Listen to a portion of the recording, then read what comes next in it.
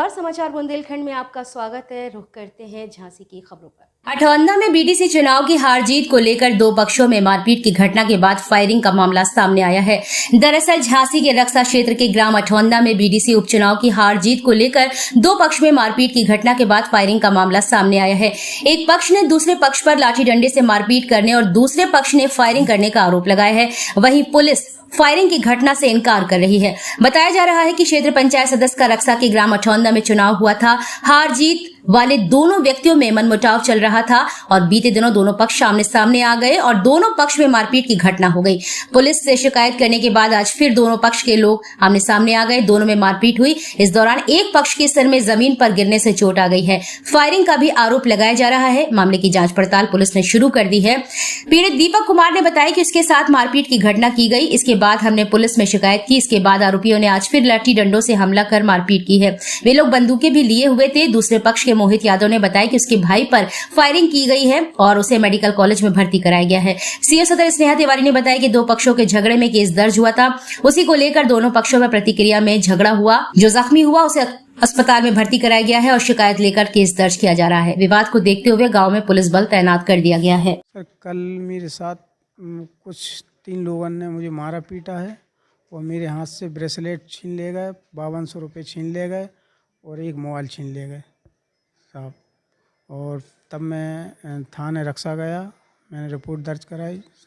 फिर इतने में इन लोगों को और भी पता चला, इनके साथियों को। सुबह जब हम रिपोर्ट लेने जा रहे थे यहाँ पर रक्षा थाने, साहब ने बोला था कि सुबह आना और रिपोर्ट ले जाना, उसके वो FIR कॉपी।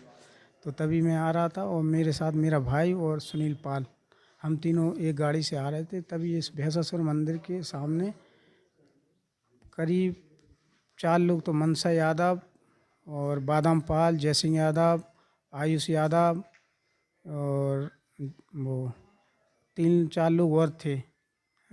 इतने लोग थे। गाड़ी लगा दी आगे स्कॉर्पियो और हम लोगों को मारने पीटने लगे, गाली गलौज करने लगे कि साले तू अगर थाने जाएगा तो तेरी हत्या कर देंगे और तेरे परिवार को हानि पहुंचा देंगे।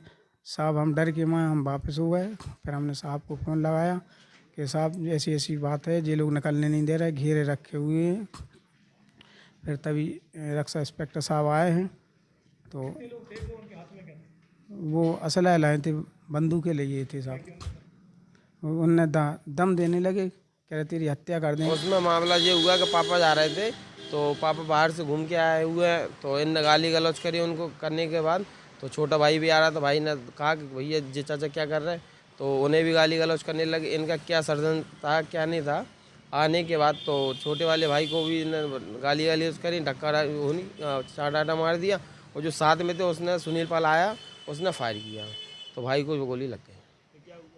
उसमें सबको सीओ दरोगा जी को फ़ोन लगाया, सबको बोले आ रहा है, कोई नहीं आया। फिर बाद सीओ मैडम पहुंची, जो जांच में जो होगा वो देखेंगे। भाई अभी मेडिकल में इमरजेंसी है। हाँ, उसके कान में गोली लगी है। आज 112 के माध्यम से एक सूचना मिली कि यहाँ रक्षा थाना के अठौंदा क्षेत्र में एक मारपीट हुई है। इस घटना में तत्काल हम लोग मौके पर पहुँचे हैं। पर्याप्त पुलिस बल मौके पे है। यहाँ पे जानकारी में सामने आया कि गांव के दो पक्षों के बीच में एक झगड़ा हुआ था, जिसकी FIR थाने में दर्ज है। उसी के रिएक्शन के तौर पे आज दोनों पक्षों में फिर से आमना सामना हुआ।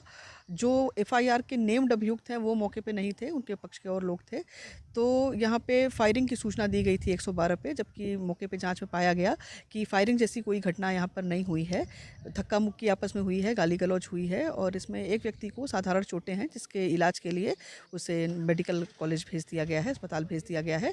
और प्रकरण में जो लोग हैं इनसे तहरीर प्राप्त करके अग्रिम वैधानिक कार्रवाई की जा रही है। शांति व्यवस्था की कोई समस्या नहीं है और पर्याप्त पुलिस बल गाँव में मौजूद है।